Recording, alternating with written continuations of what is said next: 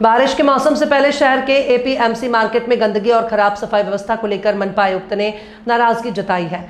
निरीक्षण के दौरान मार्केट परिसर में कचरे के ढेर, जाम नालियां और अस्वच्छ माहौल देखने को मिला, जिस पर आयुक्त ने संबंधित अधिकारियों और कर्मचारियों को फटकार लगाई। उन्होंने साफ निर्देश दिए कि मानसून शुरू होने से पहले सफाई व्यवस्था को दुरुस्त किया जाए ताकि जल भराव और बीमारियों की समस्या से बचा जा सके।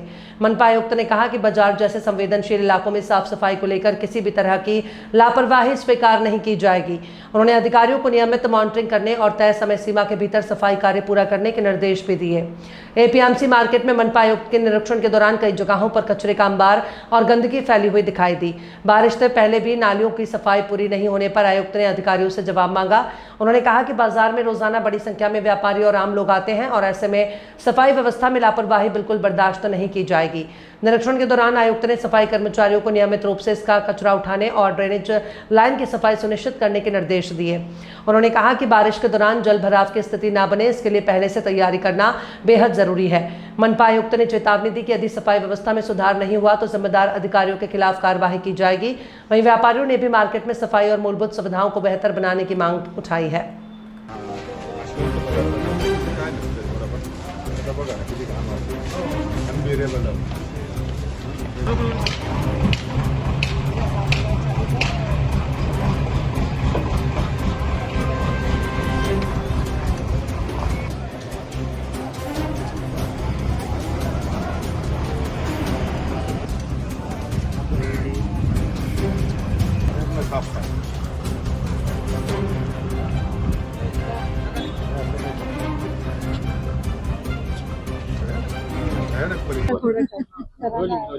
सर काय पाहणी दौऱ्यामध्ये निष्पन्न झालं काय? आज आपण म्हणजे मी विशेष करून पावसाळ्यामध्ये नेहमीच जिथे फोटो येतात पाणी साचल्याचे, भाजीपाला मार्केट आणि फळ मार्केटच्या या दोन ठिकाणी भेट दिली। त्याच्यामध्ये आपल्याला सगळ्यांना ज्ञात आहे की कारण भाजीपाला किंवा याच्यामध्ये नाशवंत पदार्थ खूप असतात, फळांच्या मध्ये पण असतात आणि पॅकेजिंग मटेरियल पण खूप असतं। त्याच्यामध्ये आपण म्हणजे याचा गव्हाचं आणि याचे भाताचे जे आहे तर त्याचा वापर जास्त प्रमाणे होतो कारण ते सगळं याच्यामध्ये। पण ज्यावेळेस इथं अनलोडिंग होताना भाजीपाला निघून जातो, फळं निघून जातात, कुजलेले फळं तिथेच टाकली जातात आणि हा पॅकेजिंग मटेरियल पण तिथेच राहतं आणि त्याच्यामुळे तिथली खालची जी नाली आहेत त्या सगळ्यामध्ये आपल्याला पाणी तुंबण्याचे प्रकार मोठ्या प्रमाणात होतात। आजही व्हिजिट केल्यानंतर तेच प्रत्यक्षरित्या जाणवतं। तर मी सर्वांना आता मार्केटचे जे त्यांचे उपसचिव आहेत त्यांना मी आज सूचना दिल्या की 8 दिवसामध्ये पुढल्या या सगळ्या प्रक्रिया आणि सक्शन महानगरपालिकेचे सक्शन पंप सुद्धा इथे लावावेत आणि एकदा सगळं क्लीन इथून तो करावा, हा एक भाग आहे।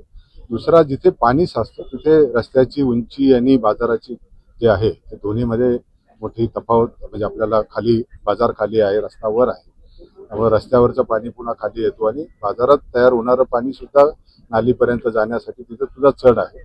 तर तिथे मी त्यांना आपल्याला काही इंजिनिअरिंग सोल्युशन आहे त्याच्या सूचना दिल्या, तेही इंजिनियर करतील। विशेष आणि पूर्ण जी नाली आहे आपल्याला तिथून पूर्ण मुख्य नाल्यापर्यंत घेऊन जाणार तीही त्याची स्वच्छता आणि त्याचं पूर्ण फ्लशिंग ते आपल्याला केलं पाहिजे आणि पावसाळ्याच्या दिवसांमध्ये सुद्धा तिथे आणखीन काही जास्तीचे पंप ठेवून वगैरे पाणी साचणार नाही अशी व्यवस्था तिथे करतील।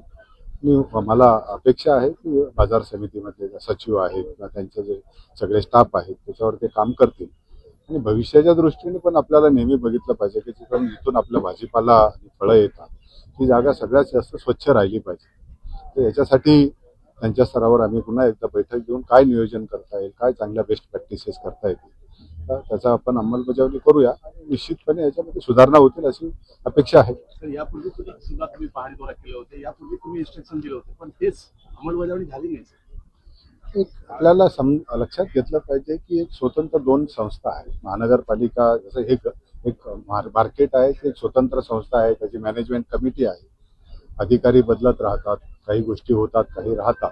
परंतु आता मी पुन्हा त्यांना बोलवलेलं आहे, आज सचिव नाही आहे, मंत्री महोदयांची मीटिंग असल्यामुळे ते मंत्रालयात आहे, परंतु ते माझ्याकडे येतील आणि आम्ही याच्यावर निश्चितपणे काहीतरी एक चांगली उपाययोजना करण्याचं करू। सर्वात महत्त्वाचं की आता डिसल्टिंगचं काम सुद्धा काढले नाही, आता पाऊस येणार आहे, कधी पण येऊ शकतो, पण डिसल्टिंगचं काम सुद्धा मंजूर झाले नाही, काढले नाही।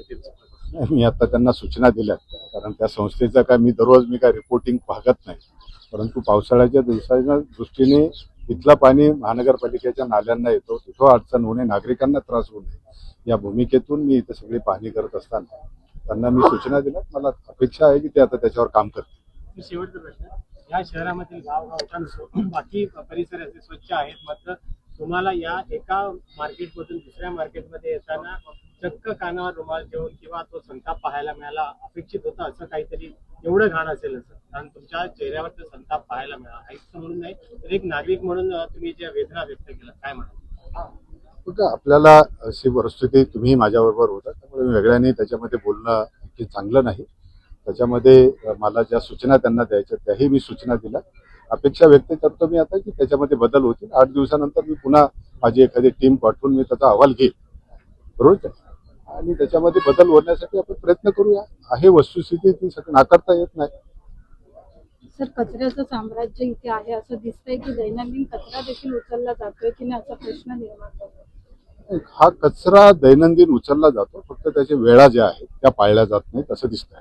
जर वेळा पाळल्या असत्या तर असं होणार कचरा, कारण आपल्याला एवढ्या मोठ्या प्रमाणात येणारा भाजीपाल्याची आवक आहे, तर इथे डोंगर लागलेले असतील, तसं आपण कुणाला म्हणता येत नाही. परंतु त्याची वारंवारिता जी आहे, जो वेगळा मेळ होतो, त्याचं काहीतरी एक नियोजन असलं पाहिजे. त्या नियोजनाचं मी त्यांना सूचना दिलेल्या आहेत आणि त्या सूचनामधून निश्चितपणे त्याच्यात बदल करतील अशा अपेक्षा तर मी व्यक्त करतो. आणि ती त्यांनी ते करतील असं नसेल तर मग त्याच्यानंतर महानगरपालिकेच्या स्तरावर आम्ही काही उपाययोजना करायच्या ते आम्ही निश्चितपणे करूया.